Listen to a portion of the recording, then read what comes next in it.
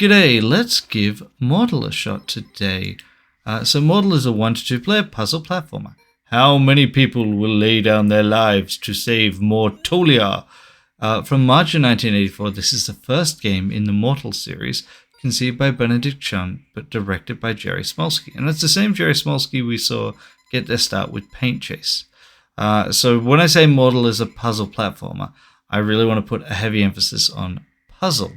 Right? You start with 20 lives, which is a huge amount for any sort of platform game, but you need to make your way across 10 levels, and every meaningful move you make beyond jumping costs you your life, or costs your character their life, and then a new person parachutes in.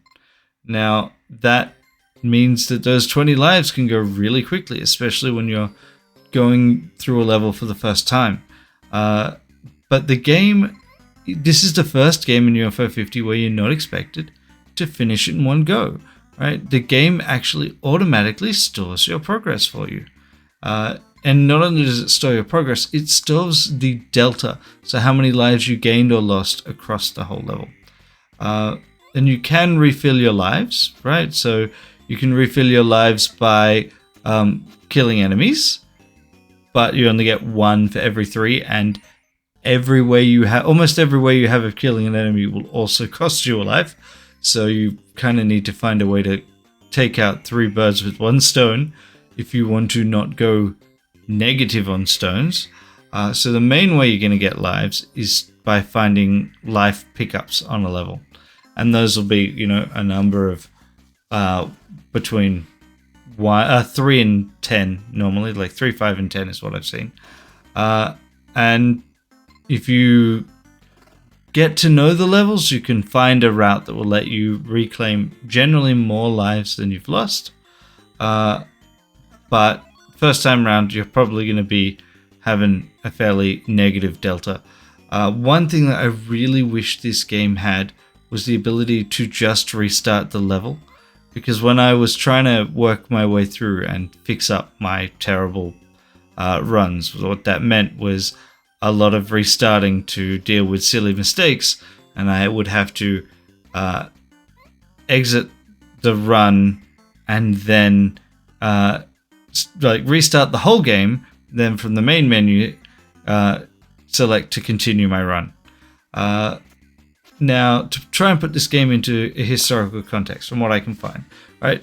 Within UFO 50, this game was released 1 month after the previous game, and that actually fits with what I found when I look into older developers and publishers. Right? I'm unclear, to be honest, as to whether UFO 50 is meant to be a development house or a publisher or a bit of both.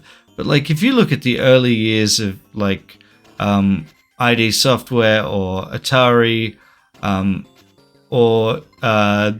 Software, Atari, or Apogee.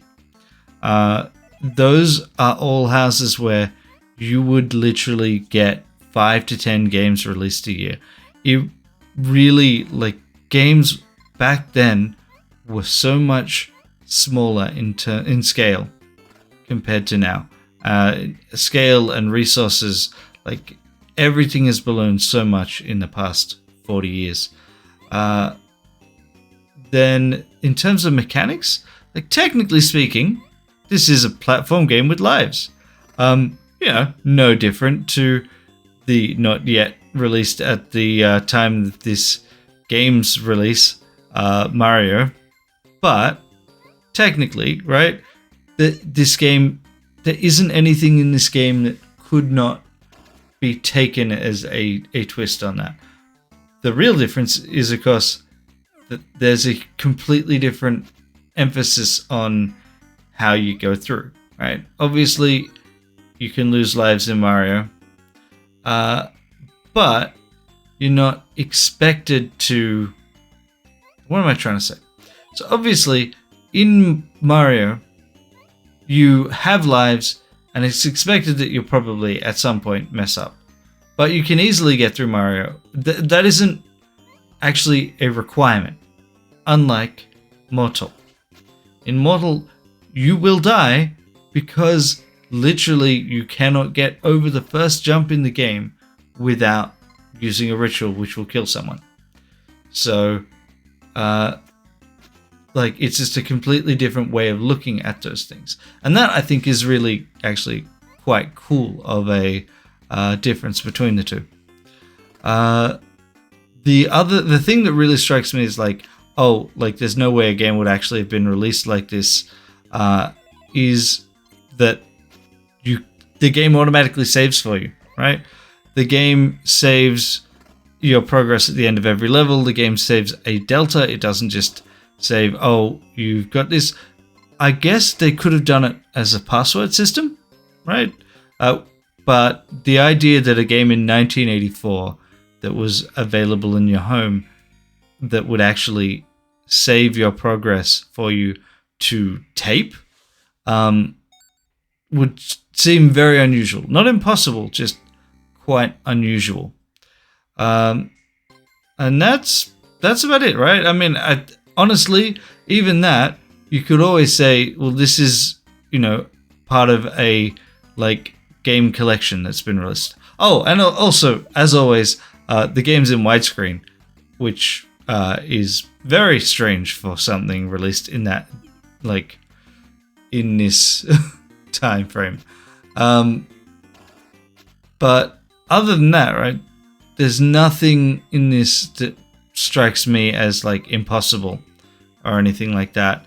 And you could always blame that on this being a modern release of a collection where they've clearly felt free to go in and tinker just a bit to help modern audiences deal with the game, but not too much. So that's it. Mortol's been fun to tool around in.